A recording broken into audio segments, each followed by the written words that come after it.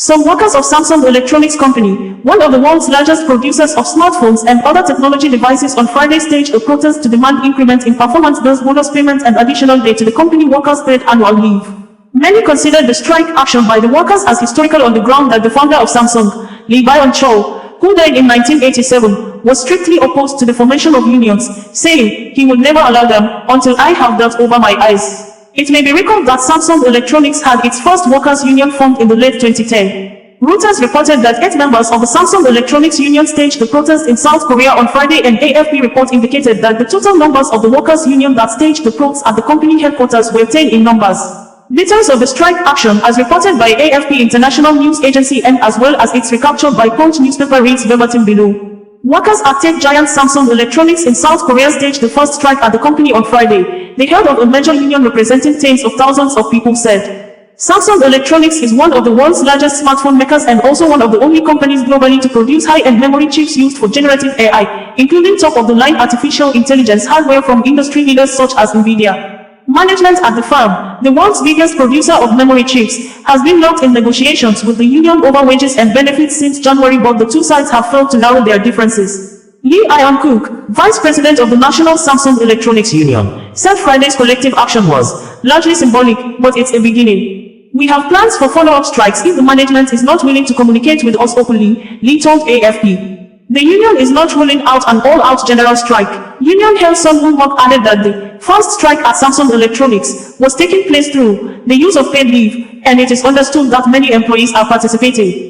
It's difficult to provide an exact number, but from what I've seen of the workplace attendance in the morning, there is a significant difference from the usual, he said. Samsung Electronics said it has been diligently engaging in negotiations with the union and will continue to do so, and that there is no impact on production and business activities. The paid leave usage rate on Friday was lower than that of June 5th last year, which, like June 7th, was sandwiched between a public holiday and a weekend, the company said in a statement.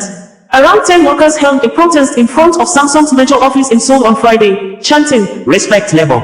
Samsung Electronics is the flagship subsidiary of South Korean giant Samsung Group, by far the largest of the family-controlled conglomerates that dominate business in Asia's fourth largest economy. The company has offered workers a pay hike of 5.1% this year. The union told AFP on Friday that it is willing to positively review that offer if Samsung also provides an additional day of annual leave and transparent performance-based bonuses. Taiwan-based market research firm TrendForce said that the strike would not impact DRAM and NAND flash production, nor would it cause any shipment shortages. Samsung accounts for a significant chunk of global output of the high-end chips, but the strike involves headquarters employees, not workers on the production lines, TrendForce said in a report.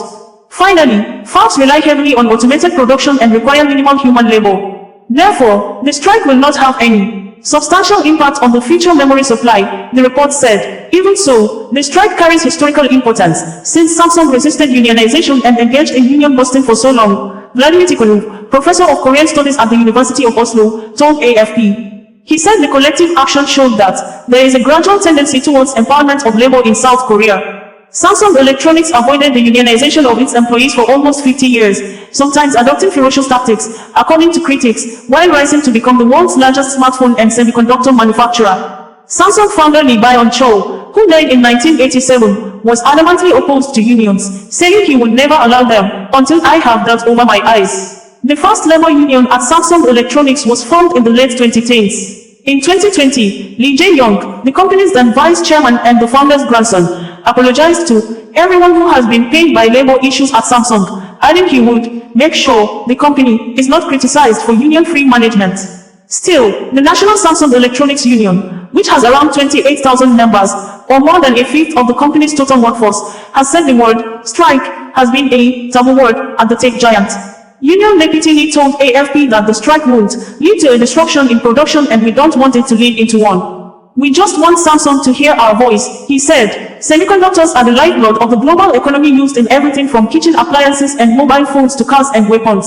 They are South Korea's leading export and hit $11.7 billion in March, accounting for a fifth of total exports, according to Trade Ministry figures. Shares of Samsung Electronics closed down 0.13% on Friday. OsazuwaAkonedo, bringing you the news in a more digital way.